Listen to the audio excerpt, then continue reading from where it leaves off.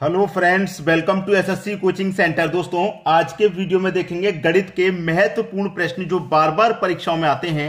तो चलिए स्टार्ट करते हैं। पहला प्रश्न है, 20 को दो भागों में इस तरह से विभाजित करें कि भागों के वर्गों का योग 232 है। दो भागों का मान क्या होगा? देखिए, यहां पर 20 को दो भागों में इस तरह से विभाजित करना है कि उन दोनों भागों के हम वर्ग का योग करेंगे तो 232 आना चाहिए। अब ऑप्शन में चेक कर लीजिए कौन से भाग ऐसे हैं जिनका योग हमारा 20 है। 6 और 14 20 होता है, 8 और 12 20, 16 और 4 20, 10 और 10 20। चारों ऑप्शन ऐसे हैं जिनका योग 20 है। ठीक है, चारों ऐसे हैं। अगर कोई एक होता ना वही आंसर हो जाता, लेकिन चारों दिए गए हैं। तो ऐसे प्रश्नों को हम क्या करेंगे, गो थ्रू ऑप्शन। पहला ही हम ऑप्शन ले लेते हैं। ठीक है, मान लेते हैं वो दोनों संख्या 6 और 14 है। ठीक है, 6 और 14। तो हमें करना क्या है, भागों के वर्गों का योग 232 आना चाहिए। वर्ग का योग तो हम दोनों का वर्ग करेंगे, यानी कि 6 का भी वर्ग करेंगे 36 हो जाएगा, और 14 का वर्ग करेंगे 196 हो जाएगा। दोनों का वर्ग करेंगे, 6 का वर्ग कर दिया 36, 14 का वर्ग के लिए 196, और दोनों वर्ग का योग कितना आना चाहिए, 232। चेक कीजिए योग कितना आ रहा है, कितना योग आ रहा है। 6 और 6 12 का 2, कैरी का 1। 9 और 3 12, कैरी का 1 13, कैरी का फिर से 1। एक ये रहा और कैरी का 1 कितना हो जाएगा, 2। तो 232 आ गया है, और 232 ही हमको चाहिए था, और 232 आ गया। इसका मतलब पहला ही ऑप्शन हमारा बिल्कुल सही जवाब हो जाएगा। क्लियर सभी को? गो थ्रू ऑप्शन करने का सबसे बेस्ट तरीका है इन प्रश्नों को अगर पूछा जाएगा एग्जाम में। ये प्रश्न दोस्तों 3 से 4 साल पुराने हैं जो एग्जाम में पूछे गए थे। तो 4 साल पुराना प्रश्न कोई ज्यादा पुराना नहीं होता है। इस तरीके के प्रश्न को करने का सबसे आसान तरीका बिल्कुल यही है। ठीक है, तो कोई कंफ्यूजन नहीं रहेगा। आज के बाद आसानी से बना लेंगे। अब देखेंगे अगला प्रश्न। अगला प्रश्न है, एक व्यक्ति किसी वस्तु को 15% लाभ पर बेचता है। यदि उसने इसे 6 रुपए अधिक पर बेचा होता तो इसे 18% का लाभ होता। व्यक्ति ने वह वस्तु कितने रुपए में खरीदी थी, यानी कि कॉस्ट प्राइस पूछ रहा है। ठीक है, देखिए बड़ा सा प्रश्न जब एग्जामिनर दे देता है तो इसका मतलब ये नहीं कि उसे का आंसर भी बड़ा होगा। बहुत सारे बच्चे तो प्रश्न की लेंथ को देखकर ही घबरा जाते हैं। इतना लंबा प्रश्न, इतना बड़ा, भाई नहीं कर पाएंगे। इसको देखकर मत घबराइए कि उसने इतना बड़ा प्रश्न दे दिया। उसने कहा था कि एक व्यक्ति किसी वस्तु को 15% लाभ पर बेच रहा है। 15% के लाभ पर बेच रहा है। ठीक है, 15% के लाभ पर बेच रहा है। यदि उसने इसे 6 रुपए अधिक पर बेचा होता तो इसे 18% का लाभ होता। कितने का? 18 का। पहले कितने का? 15%। 15 से कहां पहुंच गए हम? 18% पर। कब भाई? 15 से 18 पर कब पहुंचे? जब 6 रुपए अधिक में बेचते। जब 6 रुपए अधिक में बेचते तब 15% लाभ से 18% लाभ पर बेचते। तो प्रतिशत में हमको कितना लाभ का प्रॉफिट हो रहा है? 15 से 18 पे बेच रहे हैं, 3% लाभ का अधिक प्रॉफिट हो रहा है। यहां पर 3 रुपए लाभ, 3% लाभ का अधिक प्रॉफिट है। यहां पे 6 रुपए अधिक पर मिल रहा है। तो 3% की वैल्यू 6 रुपया हो जाएगी। 3 की वैल्यू 6, तो 1% की वैल्यू कितनी हो जाएगी? 1 की वैल्यू 2 हो जाएगी। आपसे पूछा है कितने रुपए में खरीदी थी, यानी कि 100% का मान पूछ रहा है। 1% बराबर 2, तो 100% बराबर कितना? 200। ठीक है, यानी कि सी ऑप्शन आपका बिल्कुल सही जवाब हो गया। सभी को समझ में आ गया? अब देखेंगे अगला प्रश्न।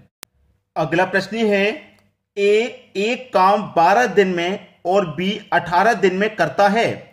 यदि वे दोनों 4 दिन साथ मिलकर काम करें तो काम का कितना भाग बाकी रह जाएगा? ए एक काम को 12 दिन में कर रहा है। जो ए है वो कर रहा है 12 दिन में, और बी कर रहा है काम को 18 दिन में। ठीक है, लेकिन काम कितना है ये अभी तक किसी को नहीं पता। तो कैसे मालूम होगा काम कितना है? इस 12 का और इस 18 का दोनों का एलसीएम ले लो। 12 18 का एलसीएम आ जाएगा 36। तो 12 से 36 को कटाएंगे 3 बार में कटेगा, 18 से 36 को कटाएंगे 2 बार में कटेगा। ये जो एलसीएम 36 निकल के आया है यही टोटल काम है। ए का एक दिन का काम 3 है, तभी तो 12 दिन में 36 काम को करेगा। बी का एक दिन का काम 2 है, तभी तो 18 दिन में 36 काम को करेगा। ठीक है, अब उसने कहा है कि दोनों 4 दिन साथ मिलकर काम करें। देखिए, दोनों जब साथ मिलकर के काम करेंगे तो एक दिन में कितना कर लेंगे? 3 और 2 5। एक दिन में कर लेंगे वो 5 काम। तो 4 दिन साथ मिलकर काम करें तो एक दिन में 5 करना, तो 4 दिन में कितना कर देंगे, 5 चौके 20 काम वो कर देंगे 4 दिन में।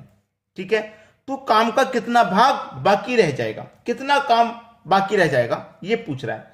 अब देखिएगा टोटल काम है हमारा कितना भैया 36, जिसमें से 20 हो गया तो रह गया कितना 16 ही तो बाकी रह गया भाई। 36 में से 16 ही तो बाकी रह गया, 20 तो हो गया, कटा लो इसी को।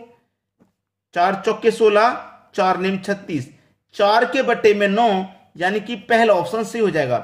4/9 भाग बाकी रह जाएगा आपका काम का, पहला ऑप्शन आपका सही जवाब हो गया। अब देखेंगे अगला प्रश्न। अगला प्रश्न है यदि किसी टैंक का 1/3 भाग भरे होने पर उसमें 240 लीटर पानी और आ जाता है तो आधा भरे होने पर उसमें कितना पानी होगा। कोई एक टैंक है, उसमें से 1/3 भाग भरे होने पर उसमें 240 लीटर पानी और आ जाता है। कब आ जाता है, जब पहले से उसमें 1/3 भरा हुआ हो तो 240 लीटर और आ जाएगा। तो एक टैंक में 1/3 जो भरा हुआ है उसको मैं माइनस कर देता हूं। ठीक है, खाली के मुझे पता चल जाएगा कितना खाली रह जाता है। जब 1/3 भाग भरा होता है ना तो 240 लीटर पानी उसमें और आ जाता है। इसका मतलब यह है कि जब 1/3 भरा होगा तो 240 लीटर के लिए वो खाली और रह जाएगा।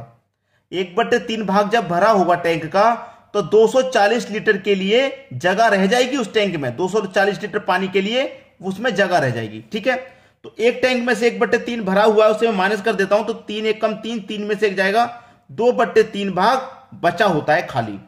जब 1/3 भाग भरा होता है ना तो खाली कितना बचा होता है 2/3। ठीक है, और इसके लिए कितना खाली बचा होता है 240 लीटर खाली, यानी कि 2/3 की वैल्यू 240 लीटर के बराबर है। जब 1/3 भरा होता है तो खाली कितना होता है 240 लीटर के लिए खाली होता है, और यहां कितना खाली रहता है जब 1/3 भरा होता है तो 2/3 खाली रहता है, तो 240 के ये बराबर हो गया। प्रश्न खत्म। अब क्या है प्रश्न में, कुछ भी नहीं, कटा लो भैया प्रश्न को। 2 से कटा दूंगा 12 बार में और 120। ठीक है, 3 का गुना कर दो 12 से, 12 3 का 36 और 1 0 यानी कि 360। क्या आ गया 360। लेकिन उसने पूरा प्रश्न पढ़िए कहा क्या है, उसने पढ़ा है कि आधा भरे होने पर उसमें कितना पानी आएगा। ये तो टोटल टंकी हो गई 360 की, आधा भरे होने पर कहा है तो आधे के लिए क्या करेंगे 2 से डिवाइड कर देंगे, प्रश्न खत्म। ठीक है, 2 1 कम 2, 2 8 16 और 1 0 यानी कि आधा भरे होने पर उसमें 180 लीटर पानी आएगा। सी ऑप्शन बिल्कुल सही। सभी को समझ में आ रहा है, प्रश्न को पूरा पढ़ें। आधा भरे होने पर बोला उसने, अगर पूरा भरे होने पर पूछता तो 360, आधा भरे होने पर उसमें कितना पानी आएगा 180। अब देखेंगे अगला प्रश्न। अगला प्रश्न है U, V तथा W मिलकर किसी कार्य को 15 दिन में पूरा कर सकते हैं। U अकेला 60 दिनों में कार्य पूरा कर सकता है। V तथा W मिलकर उस कार्य को कितने दिनों में पूरा कर सकते हैं। देखिए जब तीनों कार्य करते हैं U, V और W, U plus V plus W, जब ये तीनों मिलकर के कार्य करते हैं तो कितने दिन में कर सकते हैं, पूरा 15 दिन में कर सकते हैं। ठीक है, और जबकि यू अकेला 60 दिन में कर सकता है, यू अकेला उस काम को 60 दिनों में पूरा कर सकता है। ठीक है, काम कितना है क्या आपको मालूम है, काम कितना नहीं मालूम। इस 15 का 60 का एलसीएम ले लीजिए, 60 ही आएगा एलसीएम। इसका मतलब जो काम है वो 60 है। 15 से 60 को कटाएंगे 4 बार में, 60 से 60 को कटाएंगे 1 बार में। ठीक है, V तथा W मिलकर उस कार्य को कितने दिनों में पूरा करेंगे, उसने ये बोला है V और W मिलकर। ठीक है, देखिएगा U का एक दिन का काम 60 है, तभी तो भाई 60 दिन में 60 काम कर रहा है। U का एक दिन का काम 60 है। ठीक है, तो यहां पे भी U का काम 1 होगा, यहां पे जब 1 है तो यहां पे भी 1 होगा। तो करना क्या है, तीनों का मिला के 4 है एक दिन का, U का माइनस कर देंगे यहां पे तो कितना बचेगा 3, 4 में से गया 3। ये जो 3 बचा है ये U से U कट गया, ये किस किस का है V और W का है 3 काम, दोनों का मिला करके एक दिन का 3। तो यही तो पूछा है कि V और W मिलकर उस कार्य को कितने दिन में कर देंगे। कार्य कितना है, कार्य 60 है। V और W मिलकर एक दिन में कितना कर रहे हैं, 3 कर रहे हैं। तो 60 को कितने में कर देंगे भाई, 60 को कर देंगे 20 में। क्लियर, ये आपका आंसर हो गया। 60 को कितने दिन में कर देंगे भाई, 20 दिन में कर देंगे। यानी कि बी ऑप्शन हमारे प्रश्न का बिल्कुल सही आंसर हो गया। उम्मीद करूंगा सभी को आसानी से समझ में आ रहा होगा, किसी को कोई समस्या नहीं होगी। ठीक है दोस्तों, वीडियो देखने के लिए आपका बहुत बहुत धन्यवाद।